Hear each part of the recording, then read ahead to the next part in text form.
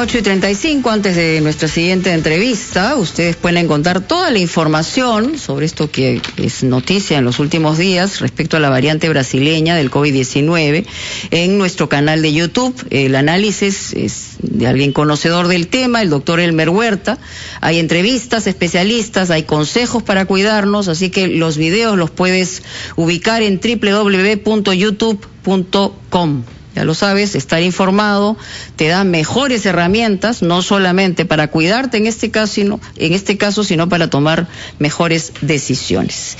Vamos a darle la bienvenida a Giovanna Peñaflor, analista política, directora de Imacén, a propósito de que ya estamos en la cuenta regresiva, como hemos dicho, para la primera vuelta electoral. Hay eventuales porcentajes de respaldo, según las últimas encuestas, que están apretados. Hay uno que encabeza las encuestas, pero tampoco con un número muy alto, y hay un pelotón de segundos que parece pues que están pugnando con la posibilidad de eventualmente estar en una segunda vuelta. Hoy en un medio local ha aparecido una nueva encuesta de CPI donde se habla de que Lescano sigue en la punta, que no ha subido más según esta encuesta. López Aliaga baja un poco, Acuña y Castillo suben de acuerdo a esta encuesta de CPI, pero hay, como decimos, en el error estadístico está la posibilidad de que alguien suba eventualmente a una segunda vuelta. Giovanna, bienvenida. Muy buenos días, Mónica, ¿cómo estás? Muchas gracias. A ver, las características de este proceso electoral son completamente distintas, teniendo en cuenta el contexto, pero también teniendo en cuenta de que los porcentajes son muy pequeños a muy pocos días de las elecciones, y yo no sé, desde el punto de vista suyo, si usted cree que hay eventualmente la posibilidad, después de los debates presidenciales oficiales, puede haber un cambio que no nos esperemos. Bueno, el debate plantea una oportunidad para los candidatos de hacerse visibles y de realmente conectar con la gente. En anteriores procesos hemos visto como, por ejemplo, un candidato que prácticamente no aparecía, como fue Goyo, va al debate y logra... Gregorio Santos, sí. Gregorio Santos, sí. Exactamente, y logra llegar a 5%, y no estábamos en pandemia, ¿no es cierto?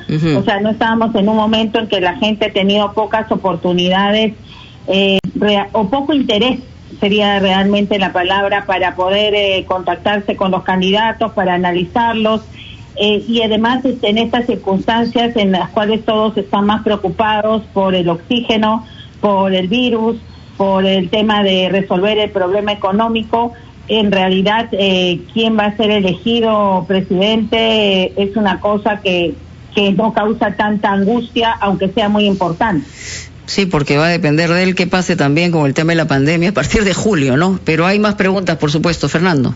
Sí, hace poco declaró usted que era algo inédito, que a poco más de 2 semanas, en realidad estamos a 15 días del día electoral, no haya nadie que tenga más de 15% del voto, incluso ni siquiera 15%. ¿Cómo explica por qué es que esta vez el voto parece más fragmentado que en las elecciones anteriores? Bueno, un primer tema que hay que tomar en cuenta es la desafección de la población. Hemos pasado traumas, ¿no es cierto?, sucesivos, y creo que el último y de gran impacto fue lo que ocurrió con Martín Vizcarra. Había una gran, digamos, expectativa, una gran unión alrededor de que no había que criticarlo, había que ver que los problemas eran de otros, del pasado, de la gran cantidad de situaciones que se habían vivido, una gran tolerancia con respecto a la forma en que actuó su gobierno. Y después vino el derrumbe, ¿no? Esta sensación a la que ya estamos acostumbrados, de que se corre la cortina y se ven todas las debilidades, todos los problemas, esta incapacidad para poner por delante los intereses del país en todo momento, y entonces eso ha creado, estamos en pleno trauma, conjuntamente con el tema de la pandemia, con un gobierno que obviamente está pagando no haber tomado también las distancias, y también hay que decirlo, sus propias ineficiencias para resolver problemas que son acuciantes. Entonces la sensación que hay de la gente, Mónica decía, sí van a tener mucho que ver con lo que suceda, sí, pero en realidad la sensación de la gente es que está sola, que no tiene a quién voltear y que tiene que resolver sus problemas. O sea, se ha agudizado la desconfianza de siempre, ahora está mucho peor. Exactamente, y tenemos candidatos que la verdad es que no son personajes que llenen el ideal, ¿no? Esa demanda de liderazgo, esa demanda de experiencia mezclada con capacidad para traer gente nueva o ideas nuevas a la política. Entonces cada uno tiene un pero, unos más grandes, otros más chicos, y eso hace difícil que la gente finalmente enganche con uno sí, en particular. Giovanna, buenos días. Buenos días. ¿Qué tan decisivo puede ser el debate que se va a realizar el fin de semana, tomando en cuenta el nivel de indecisos todavía, ¿no? Y aquellos que están obviamente meditando sobre por quién votar? ¿Cuán fundamental cree usted o no va a ser este debate? Bueno, yo creo que lo primero es que va a depender de la capacidad de los candidatos para presentar algo realmente llamativo y creíble, porque digamos, esta tendencia que había en otros de hacer grandes anuncios o grandes promesas se va a estrellar con la desconfianza de la gente para creer que determinadas cosas son posibles. Entonces depende fundamentalmente que alguno de los candidatos muestre algo que hasta ahora no ha mostrado con claridad. O sea, creo que de eso va a depender, digamos, la incidencia o no del debate. Sí. Además que el proceso de que sean en 3 etapas hace también que la cosa sea más difícil, ¿no? Obviamente los primeros pueden tener una mayor posibilidad porque tienen un poco más de tiempo, pueden impactar un poco más. La gente lo vimos en el debate a la alcaldía de Lima, donde del primer pelotón fue el que salió el actual alcalde. Entonces, que además no estaba en las encuestas en una situación expectante, o sea, en realidad rompió el vidrio en ese momento a partir de un debate determinado. Y además, no solamente esto, sino por primera vez se van a ver en 3 pelotones de 6, lunes, martes y miércoles de la próxima semana, a todos los candidatos. Y hay quienes están abajo en las encuestas que podrían querer romper el esquema porque no tendrían nada que perder. Eso es perfectamente cierto, por eso digo, es una oportunidad que habrá que ver si la aprovechan, de las pocas realmente que tienen ya estando tan cerca del proceso electoral. Y además hay que ver también esta sensación de la gente, o sea, hemos pasado del tema de la polarización que significaba el fujimorismo y antifujimorismo por el bajo porcentaje que tiene Keiko Fujimori.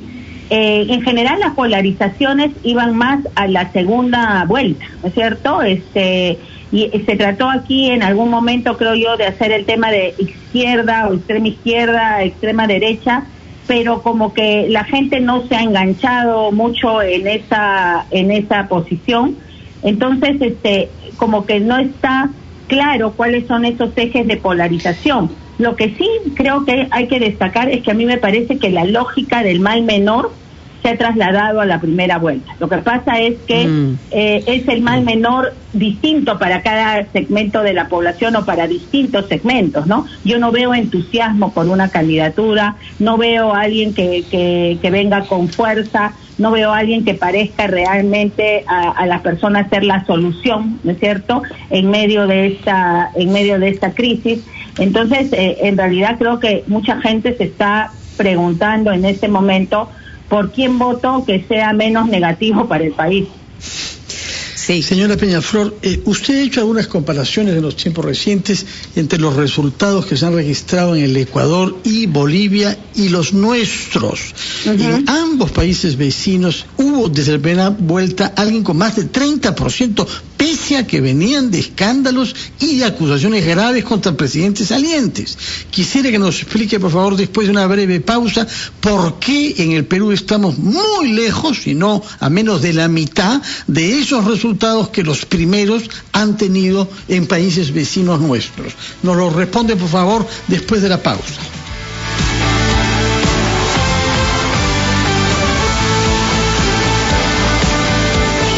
8:49, estamos entrevistando a la señora Giovanna Peñaflor, a la que quedó planteada la pregunta de por qué tanta diferencia con resultados electorales recientes en países vecinos como Ecuador y Bolivia, en donde desde la primera vuelta hubo un candidato puntero que sacó más del 30%, es decir, más del doble del mejor ubicado en el Perú.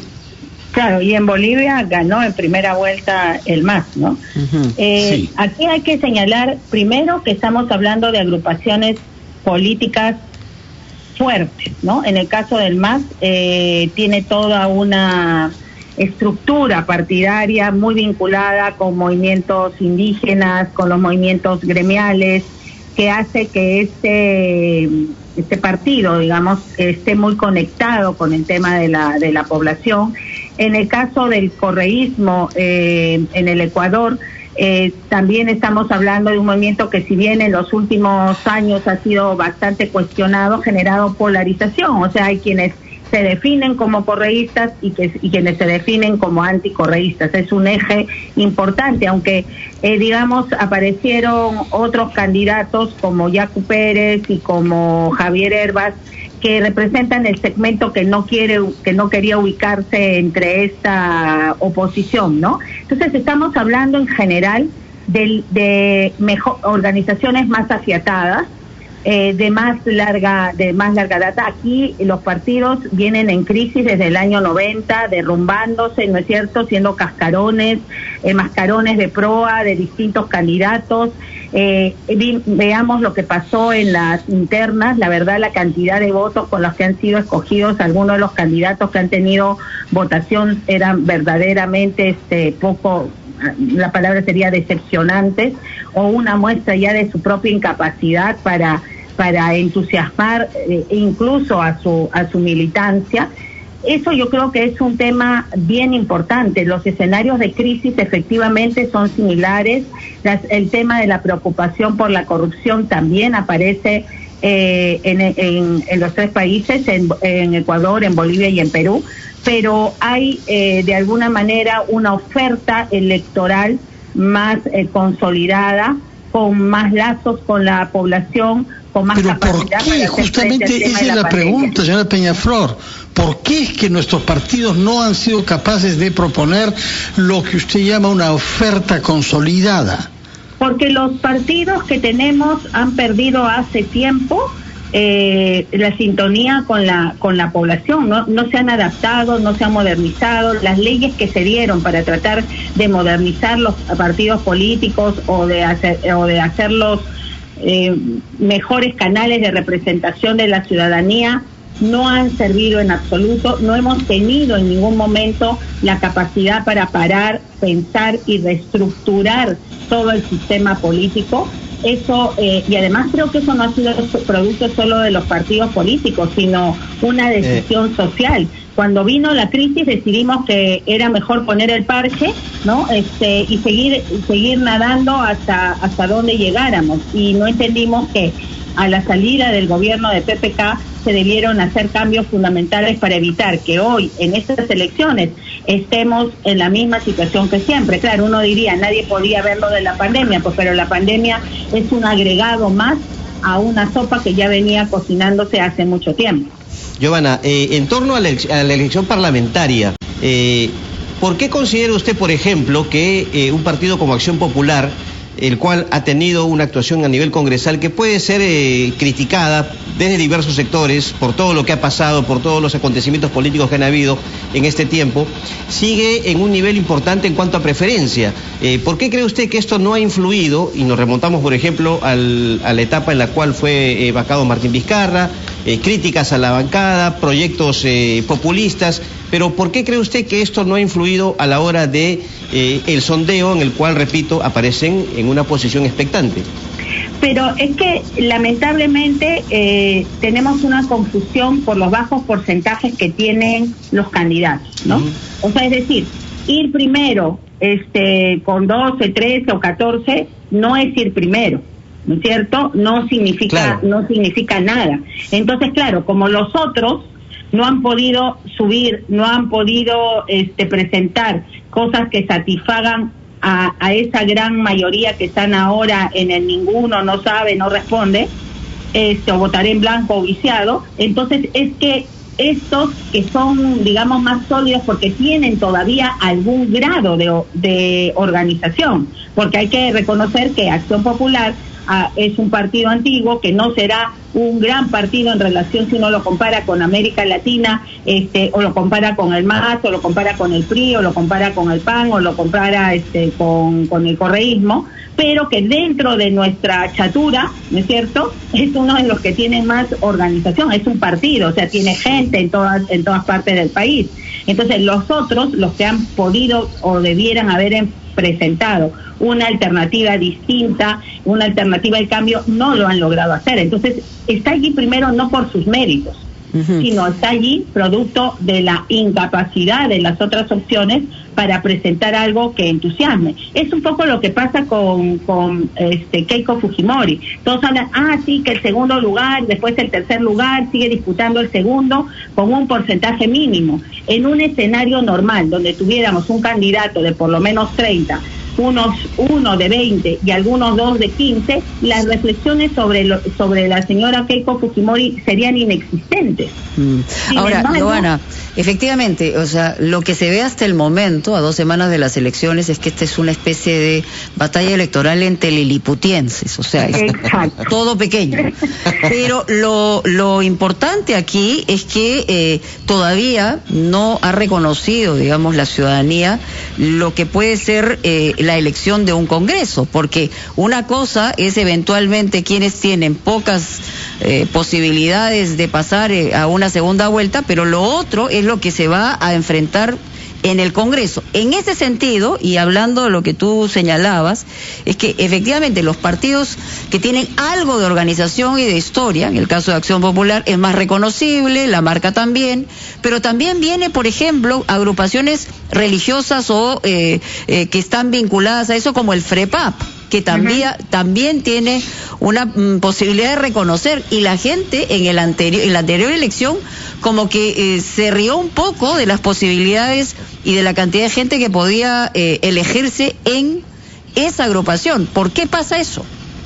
Bueno, en el caso del FREPAP yo creo que consistieron 2 temas, ¿no? Por un lado, su vinculación a los sectores populares, y hay que reconocer que la caída del fujimorismo ha dejado a los sectores más populares del país, más pobres, sin representación.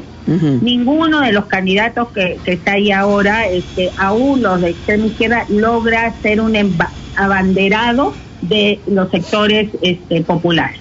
Entonces estos están huérfanos, ¿no? Y allí los que tienen contacto, vinculación, presencia en esos sectores, obviamente pueden capitalizar de alguna manera apoyo, y ese es el caso del FREPAP, a lo cual hay que sumarle, ¿no es cierto?, el voto castigo, ¿no? Y esta sensación de por quién voto que sea diferente, distinto, inclusive si vaya a ganar o no vaya a ganar, no me interesa, ¿no? Que es otra parte de la votación. Giovanna, sí. Usted sabe que en campaña hay gestos que pueden jugar a favor y en contra. Con relación a Hernando de Soto, esta información sobre su vacunación, ¿de qué manera puede jugarle en contra en la preferencia electoral? Él ha subido, de acuerdo a esta última encuesta que dio a conocer Mónica, ha subido un poco en la preferencia, pero ¿de qué manera puede afectarlo? ¿Cree usted que puede pasar eso? Mire, Hernando de Soto tiene un problema que se llama Rafael López Aliaga.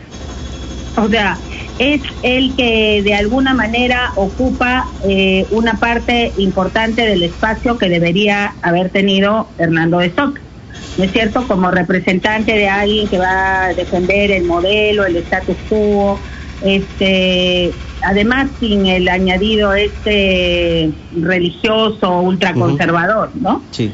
Entonces, realmente esa es la dificultad que tiene. Hay un espacio, hay una similitud allí, y creo que esa es su limitación. El hecho concreto de la vacuna... Pero también lo compartiría con Keiko en esa lógica, ¿no?